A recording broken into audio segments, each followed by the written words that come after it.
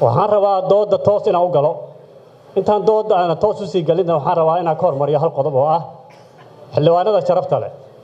waxaan rabaa marka hore inaad xasuusataan inaad ku dhaarateen dastuurka kumeel gaarka ee Jamhuuriyadda Federaalka Soomaaliya inuu idin saaran yahay waajibaad qaran oo dastuuri ah inuu dalkan marayo xaalad aad u adag duruuf aad u adagna uu marayo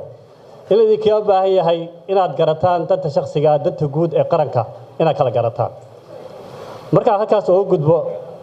waxaan u soo laabanayaa xaaladda amniga dalka gaar ahaan waxaan ka bilaabayaa magaalada Muqdisho oo ah xarunta dowladda Jamhuuriyadda Federaalka Soomaaliya ahna caasimadda Jamhuuriyadda Federaalka Soomaaliya annaga kama sheekeynayno dowladda Cabdullaahi Yuusuf kama sheekeynayno dowladda Sheekh Shariif Sheekh Axmed kama sheekeynayno dowladda Xasan Sheekh Maxamed baarlamaanka tobanaad waxa uu doortay madaxweynaha Jamhuuriyadda Federaalka Soomaaliya 8 February Maxamed Cabdullaahi Farmaajo wuxuuna ansixiyay ra'iisul wasaaraha Soomaaliya Xasan Cali Khayre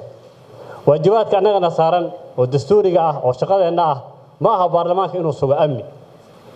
baarlamaanka shaqadiisu waa 3 qodob qodobka koowaad waa matalaad waxa uu matalaa shacabka laga soo doortay deegaanada laga soo doortay shacabka guud Soomaaliyeed ayuu matalaa tan labaad waxa uu yahay la xisaabtan waxa uu la xisaabtamaa xukuumadda doortay madaxweynihii oo codku siiyay iyo hay'adaha kala duwan ee dawladda tan saddexaad waxaan nahay sharci dejin waxaan dejinaa shuruucda dalka waxaan u igmadnay amniga dalka hay'ada iyo dawladda hay'ada loogu talagalay hay'adaha Jamhuuriyadda Federaalka Soomaaliya ee kala duwan madaxweynaha Jamhuuriyadda Federaalka Soomaaliya markuu hor imaaday baarlamaanka hortiisa wuxuu ballan qaaday ballanqaad weyn ballanqaadkiisa waxa uu horeeyay muddo 2 sano gudahooda inuu ku soo gabagabeynayo al-shabaab 2 sanana waxa ka haray waynu arkaynaa waxyaabihii ay qabteen dawladdii Xasan Sheekh Maxamuud iyo dawladdii Sheekh Shariif in meeshan laga sheegto ama dhibaatooyinkii dhacay dib iyo dheef waxay lahaayeen daliil iyo wanaag waxay lahaayeen waa ay tageen cidda lala xisaabtamayo oo maanta aan hor taaganahay waa madaxweynaha Jamhuuriyadda Federaalka Soomaaliya iyo ra'iisul wasaare Xasan Cali Khayre xukuumaddiisa waxay qabteen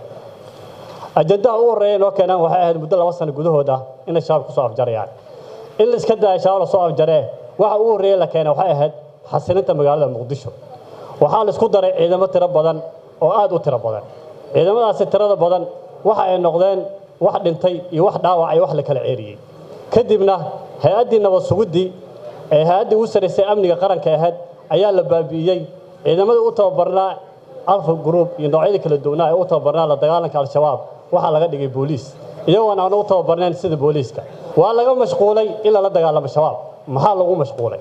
waxaa lagu mashquulay in la targeeyo siyaasiyiinta Soomaaliya waxaa la weeraray Cabdiraxmaan Cabdishakuur waxa lagu diray ciidan qaranka Soomaaliya ayaa lagu laayay meeshaas ilaa hadda guddi ka hadlay cid baartayna ma laha dadkii la laayay cid lagu xisaabtamay ma jirto waxaa la weeraray Cabdi Qaybdiid senator Cabdi Qaybdiid gurigiisa ilaa haddana wax baaritaan lama hayo waliba xog rasmi ah waxaan ku haynaa madaxweynaha Jamhuuriyadda Federaalka Soomaaliya guddiga hore la diray xogtii ay hayeen guddiga labada aqal ee baarlamaanka uu saaray markay u tageen inuu hor istaagay magaalada Muqdisho ee hadda aan ku sugannahay markii 2016 doorashada ka dhaceysay amniga doorashada ku aanaysan ahayd waa looga